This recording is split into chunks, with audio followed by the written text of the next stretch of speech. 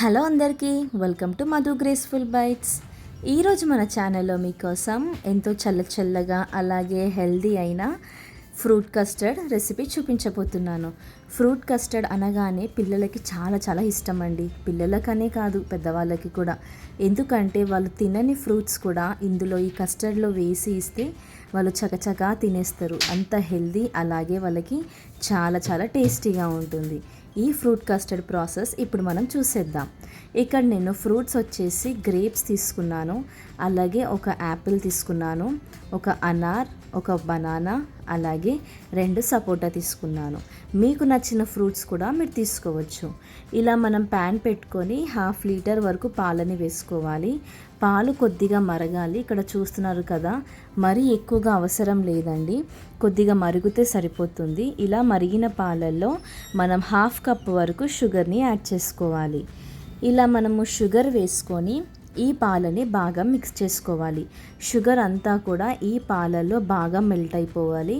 మనం లో ఫ్లేమ్ పెట్టుకొని షుగర్ అంతా మెల్ట్ అయ్యే వరకు ఈ పాలని మరిగించుకోవాలి.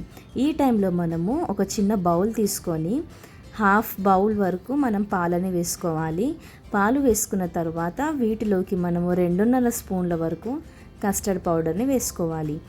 ఇది మనకి ఆన్లైన్లో ఈజీగా అవైలబుల్ ఉంటుంది. ఇలా మనము కస్టర్డ్ పౌడర్ వేసుకొని ఈ పాలల్లోకి మనము ఉండలు లేకుండా దీన్ని బాగా మిక్స్ చేసుకోవాలి. ఇక్కడ వీడియోలో చూపిస్తున్న విధంగా ఈ కస్టర్డ్ పౌడర్ మిక్స్చర్ అంతా కూడా ఇలా మనకి మంచి కన్సిస్టెన్సీలో ఉండాలి. దీన్ని మనం పక్కకు పెట్టేసుకోవాలి. ఇప్పుడు మనకి పాలు కూడా చక్కగా మరిగిపోయాయి, అలాగే షుగర్ కూడా చక్కగా మెల్ట్ అయిపోయింది. ఇలా మనం ఒక్కసారి దీన్ని బాగా మిక్స్ చేసుకున్న తర్వాత దీంట్లోకి మనము ముందుగా ప్రిపేర్ చేసి పెట్టుకున్న కస్టర్డ్ మిక్స్చర్ ఉంది కదండి, ఆ కస్టర్డ్ మిక్స్చర్ ఇలా మనం మిక్స్ చేస్తూ వేసుకోవాలి. ఇలా మనం మిక్స్ చేయకపోతే అది ఉండలు కట్టే ఛాన్సెస్ ఉంటుంది. ఇలా మనకి కస్టర్డ్ వేయగానే పాలు అనేది క్రీమీ టెక్స్చర్ వచ్చేస్తుంది. ఇప్పుడు మనము స్టవ్ ఆఫ్ చేసేసుకొని ఇది కంప్లీట్గా చల్లగా అవ్వనివ్వాలి. ఇలా మనము చల్లగా అయ్యే టైంలో ఒక బౌల్ తీసుకొని దాంట్లోకి మనం చిన్న ముక్కల్లాగా కట్ చేసుకున్న ఫ్రూట్స్ అన్నీ కూడా వేసేసుకోవాలి.